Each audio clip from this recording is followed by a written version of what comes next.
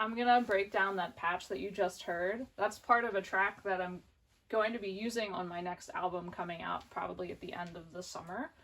I'm going to go ahead and start with the Endorphins ground control, and that's going to kind of guide me to each thing that I used for this patch. So I started off with one patch, and I didn't like that patch, but I didn't unpatch that patch.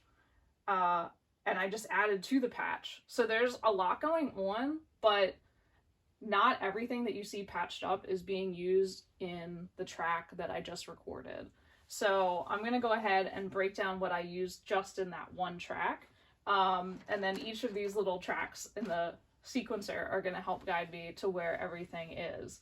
So for my drums, I used really like my regular go-to drum sounds. My Noise Engineering BIA for the bass drum, I have that running into the WMD scalpel to shave off some of those sub frequencies.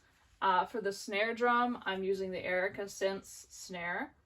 For the closed hat, it's the Endorphins Black Noir.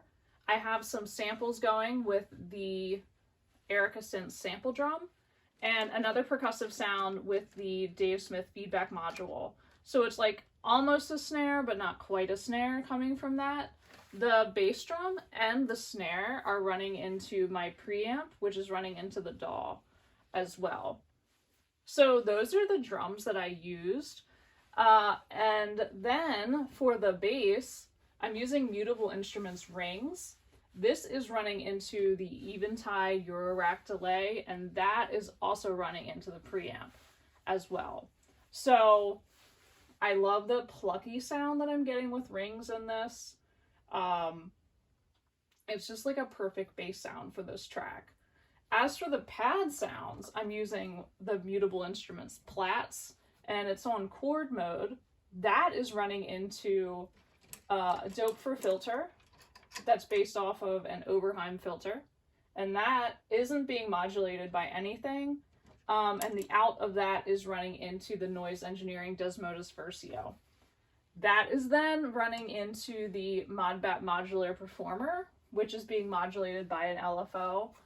I don't think that it's that noticeable, maybe, to you, but to me, it was just enough variety and difference and modulation to kind of make it a little more interesting. So when you listen to the pads, I've got the reverb and the delay. So see if you can really like hear that on there.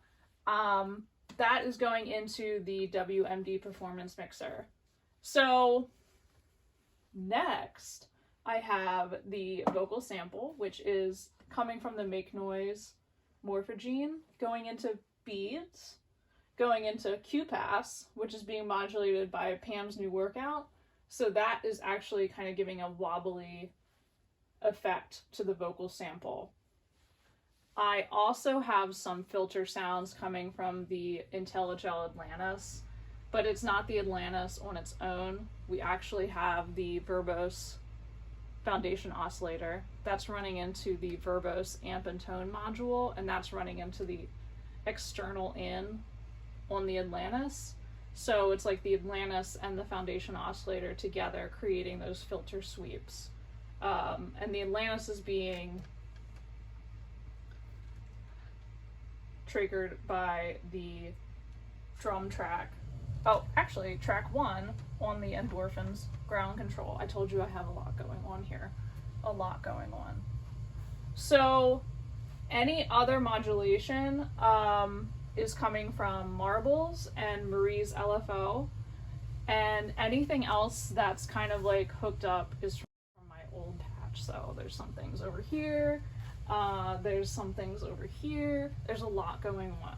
So if you have any questions about the patch that I just made, reach out and ask. I am more than happy to answer any questions that you have about that. I also want to go ahead and plug our new project. So Palm Olive, my husband, and my friend Liv, we have a new project coming out in the spring or summer called Mismatched Lids. It's a synth pop project. We're going to have an EP of 4 songs that are really fun, different, and I think that you'll really enjoy it. So stay tuned because I will have more information about that coming very soon. Bye!